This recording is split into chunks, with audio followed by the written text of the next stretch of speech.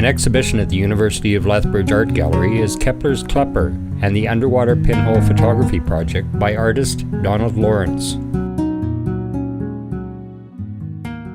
So the exhibition is Kepler's Klepper and then the Underwater Pinhole Camera Photography Project. And it's two bodies of work, and it's a solo exhibition by artist Donald Lawrence, who lives in Kamloops, BC, teaches at Thompson Rivers University.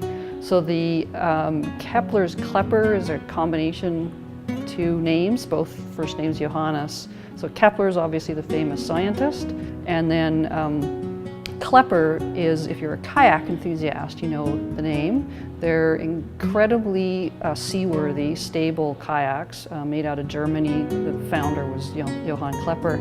And Donald has turned one of those into a camera obscura, so this incredibly sort of awkward contraption that you can paddle, and it actually works.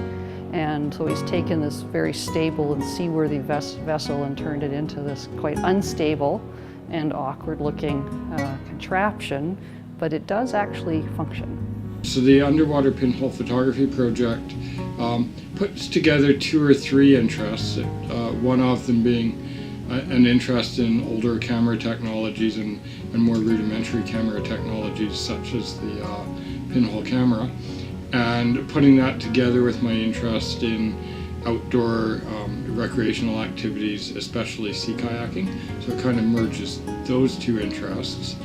And the second body of work, the Kepler's Klepper, makes two historical references, one to Johannes Kepler, an early mathematician and theorist in the 17th century of cameras obscura, and hence what was advanced technology in his day and is now older technology, and puts Johannes Kepler together with Johann Klepper, who patented folding sea kayak, simply known as Kleppers, today in 1907. The cameras themselves are very industrial-looking pieces of equipment. But he deliberately didn't make like a sleek, elegant-looking camera. He did make it functional, but he didn't. It's deliberately looks that is made out of kind of industrial and everyday kind of materials, like the U-bend, you know, from a plumbing bit of pipe, and a really old kind of like faucet handle you'd get on an outside tap, but kind of combined with like high-end yachting that you'd find on a yacht for tying off ropes, that sort of thing. But he plays with, as he describes it, between the actual functional all the way to the fanciful. The aluminum, to begin with, is a fairly easy material to work with. It can be cut with home shop tools and stuff like that. But there are also other things, pulleys and whatnot, that come from marine stores, and so they're kind of yachting hardware and things like that. So I like the fact that the cameras themselves are kind of like a collage of things that are very day-to-day in nature, the plumbing parts, and others that are more exotic. The pictures are surprisingly sharp and show a cross-section of life on the seabed. Coming up with an exposure that has a good amount of sunlight certainly makes it more viable, and combining that with not having the light be coming in from the front of the camera, which will simply cause flare and things like that, and then also ensuring that that they're taken in water that's reasonably still, so that's either working with tidal pools and things like that, or being conscious of setting the camera and then having the exposure happen while there's relatively minimal wave action. So between a number of factors, the ideal setting, if you like, is actually a rare one, but the fact that it's a more rare setting makes each photograph more special to me.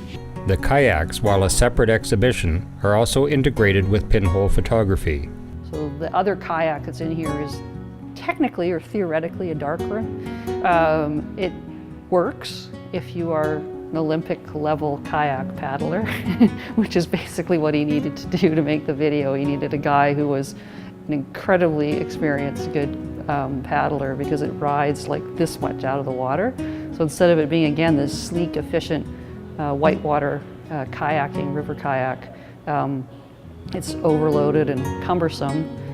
but it has everything that you would need to take a photograph, process the film,